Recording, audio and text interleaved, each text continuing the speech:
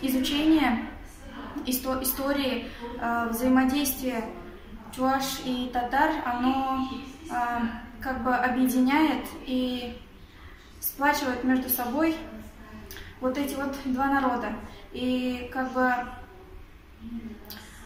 чувашский народ, он показывает, насколько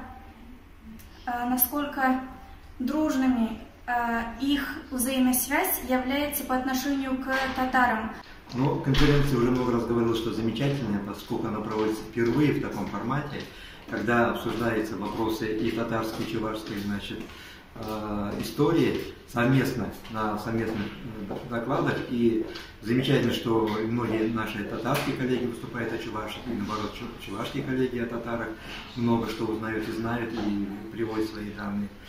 Это действительно впервые, и дай Бог, чтобы нам все это дальше продолжать и искать какие-то действительно корни общие в чувашско-татарском наследии.